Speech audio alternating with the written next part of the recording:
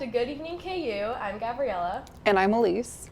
And we're super excited to be back for our second show so far. Yeah. I think it went really well last week. Everyone's like first time going through. For sure. And yeah, we have a really exciting week coming up. Yeah, I'm super excited. It was a really fun week last week, and there's a lot of stuff going on this week. We have Rock Talk Review. Yes, it's going to be. mentioned that last week. We mentioned that last week. It's going to start on Thursday and go all the way to Saturday at the Lead Center, and it starts at 7 o'clock. So make sure to get your tickets and go and support Greek life. Yeah. Oh. I know. I have a lot of friends that are in it, so I'm really excited to go and see them, and hopefully they win. Yes, and then we had a basketball game this weekend.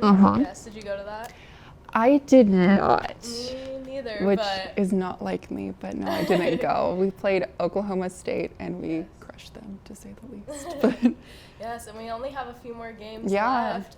It looks like our next game is against K-State, which should be very interesting. Yes. Seeing how it went last time. Last time. So yeah, you were there, right? I was there. So I was working with Rock Chalk Video at the home game when KU played K-State, and I was there when DeSuso threw that too. And actually, on the other side of the court, I was sitting in the chair that he had over his head. So if it would have been on the other side, that I might have been in those picks. So. Yes. What's it like working the games? Because I've obviously been to games, but I haven't worked them yet with video. So it's really, really fun. I just been mostly just cable gripping, so you just hold it for one of the cameras, and then when they go under the tunnel, when the players come out, the assistant coaches come out, and when of course Bill Self comes out and has his little moment, and it's super, super fun. Everyone is super friendly there, and you get to meet a lot of people. They always have ESPN there, or CBS. One time, Peyton Manning was there. Oh. It was like last month, I think, and he's like my favorite player ever, and I geeked out quite a bit, and I got to rub elbows with him, and I called my mom. I was like, Mom!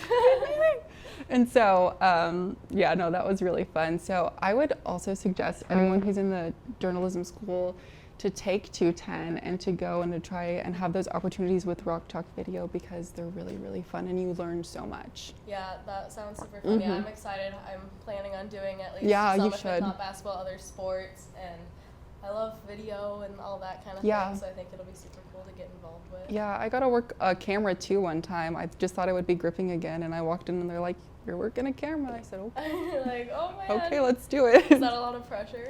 It was at first, but everyone there is so understanding that you're a beginner, and they're willing to teach you whatever you need to know. And there's also people up there from ESPN who are also giving you little pointers and tips, and Cal Butcher's there giving you little pointers and tips. So it's really, really nice. Everyone's super nice there, and it's a great experience. Yeah, I love that the J School's so willing to help students and get them involved also, and not just do like the basic teachings, but also like going out and doing it, and then that they're not afraid to have you fail. They're like, that's how you learn, and so it's just so cool. Well, as students too, that's just a really good feeling that hey, it's okay to fail. It's okay, just do it. Just put yourself out there, and you'll learn so much from that experience. Yeah, that's super cool. Yeah. Yeah, so I think that's all we have for right now, and we'll be back with the news. Thanks. From adversity, we rose. We made history and became pioneers, voyagers, champions, Jayhawks. And when our chant rises, haunting and hallowed, Jayhawks are telling the world what's near. Victory. Welcome back to Good Evening KU. I'm Lydia Stallard, and today I'm here with Steve Rottinghaus, the Career and Outreach Coordinator. Can you tell us a little bit more about the career fair on Thursday? Yeah, we're getting close. March 5th, so just, 9 days away. It's 1 to 4 o'clock at the Kansas Union. It's on the 6th floor. It's apparently going to be in the Kansas room, and we're expecting about 28 companies.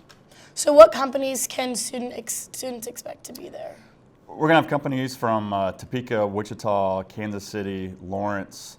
You're going to see a variety of everything. I mean, public relations, communications, advertising, the traditional news and information type positions. I think we have 4 TV stations coming, 4 newspapers. But yeah, we have hopefully something that every student can get something out of. What are some benefits students can expect from attending the career fair? Primarily, I mean, it can lead to an internship, that first job. It's also big for connecting. We have one alum. He attended the career fair a couple years ago, got an internship with the company. It led to a job, and now he's representing that company. He's recruiting students. Wow, that's so cool. Making connections is a huge part of that experience. Yes. What should students plan on wearing to the career fair? Treat it like it could lead to a job interview. I mean, business casual at the very least. I know I'm not the most stylish guy, but if I'm attending the career fair as a student, I'm wearing something like this. It's okay to wear a suit. Same thing for female. I mean, dress professionally like you would for an actual job interview. Should students plan on bringing anything with them to the career fair? Yeah, great question. Bring resumes. Like I said, there's going to be probably about 27, 28 companies. You're not going to have time to connect with every company. But if you have, say, 10 to 12 resumes, and I always tell students if you have one of those, I think you call them a padfolio, where you can insert resumes, I think that makes it a nice professional look. So yeah, bring a resume, do some research on those companies in advance to find out what they're about so you can kind of have a conversation, be aware of their mission statement, what services they provide, clients they serve. So yeah, do a little bit of research. So how often does this career fair occur? This was a journalism school specific one, but it is open for all majors. We do one in the fall. Typically, it's usually that first week of November, late October, and then we do one every spring. So that first week of March. So I know spring break's getting close. I hope students can stick around in town and tell their families that, hey, I'm starting to look for jobs before they head out for spring break. Are there any businesses you are most excited about being there? We have a lot of repeat businesses. I know ones that student gets excited about, Barkley Advertising, based out of Kansas City, but they have an office in New York, Boulder, and Pittsburgh, so they've kind of got that national reach. That one is the one I'm probably most excited about. But like I said, they're all great. They're all looking for talented students to help, with internships or jobs. Is there anything else students should know about the career fair before attending? Don't forget about the LinkedIn portfolio photo booth. We have a professional photographer coming in. He'll be here from 1 to 4 on that day, March 5th, on the same level in the Pine Room. And it's pretty quick. You walk in, take a couple snapshots, and but yeah, if you don't have a LinkedIn profile, it's time to start thinking about one. If you do have one, it's a great opportunity to get a new photo. Yes, and can you also tell me a little bit more about the Q&A you'll be hosting this week? Yeah, tomorrow in the Clarkson Gallery from 10 to 11. If you have any questions about, just kind of what you asked me, like what to wear, what to bring, it's very laid back. It's in the Clarkson Gallery, and all students are welcome to attend that as well. Thank you. Where you go to college makes a statement about you.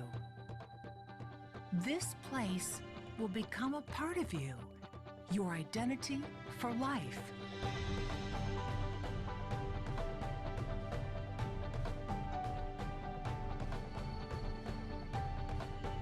The University of Kansas, a great place to be you.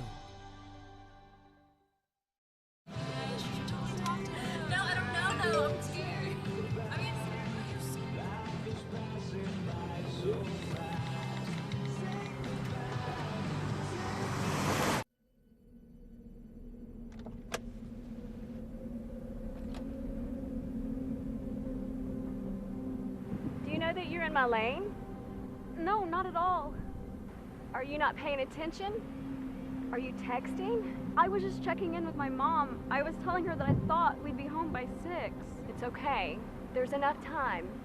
Just pay attention. I'm not even halfway through my text. There's no way. I'm not even going to look up. My babies are in the car. You have to pay attention. It's just supposed to be a quick text. I'm so sorry.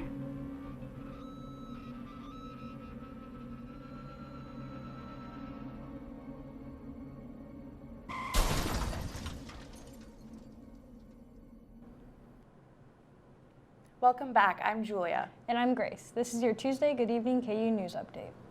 Bernie Sanders won the Nevada caucus last weekend by a wide margin.